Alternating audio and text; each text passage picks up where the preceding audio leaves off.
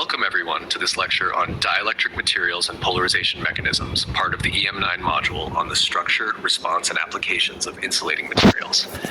Slide 2, Introduction to Dielectric Materials. Let us begin by understanding what dielectric materials are. Dielectric materials are insulating substances. They do not conduct electricity.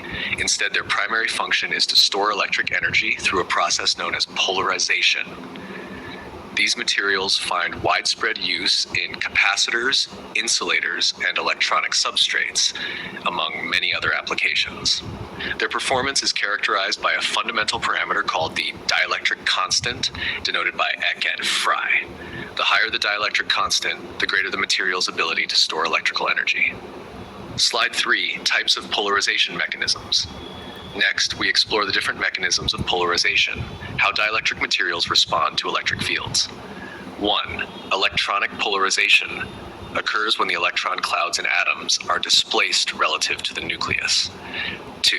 Ionic polarization is observed in materials with ionic bonds, where positive and negative ions shift positions under an electric field. 3. Dipolar or orientational polarization involves the reorientation of permanent dipoles within the material. 4. Interfacial or space charge polarization arises due to charge accumulation at interfaces or defects within heterogeneous materials.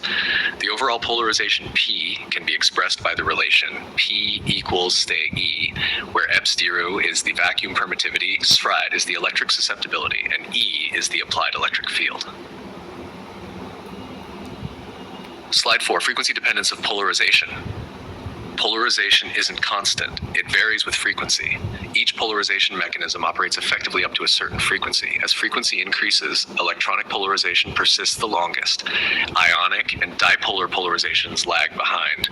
Interfacial polarization breaks down at even lower frequencies. Consequently, the total polarization decreases with increasing frequency, and this behavior is typically illustrated in a dielectric constant versus frequency curve. Slide 5, Dielectric loss and tan delta. Dielectric materials not only store energy, but also lose some of it as heat, especially in alternating current AC systems. This loss is described using the real and imaginary components of the dielectric constant. Ed represents the stored energy. E represents the energy loss.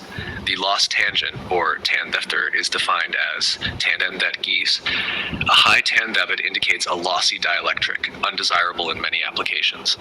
The power lost in the material is given by text. Lost power equals UB is Vn E through V, where Go is the angular frequency and V is the volume of the dielectric.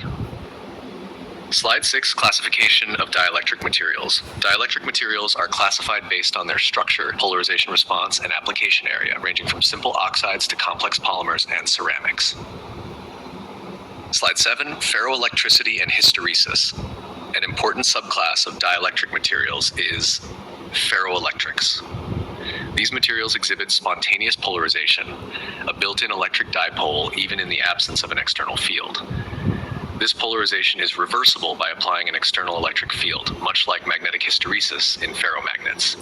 This behavior is graphically shown through a PE hysteresis loop, demonstrating how polarization changes with the electric field.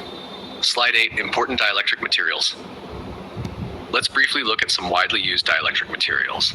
Silicon dioxide, SiO2, is commonly used as a gate dielectric in semiconductors. Barium titanate, BaTiO3, is known for its high dielectric constant, ideal for capacitors. Alumina, Al2OE, serves as a thermal insulator and substrate. Polymer dielectrics are gaining ground in flexible electronics and film capacitors. Additionally, the Ab2O3 perovskite structure plays a key role in modern dielectric research. Slide 9, Research and applications. The field of dielectrics continues to evolve with exciting developments. High-K dielectrics like hafnium oxide, HFO2, are central to next-generation transistors. Tunable dielectrics are being deployed in RF and 5G technologies. Smart dielectric polymers are integral to wearable electronics.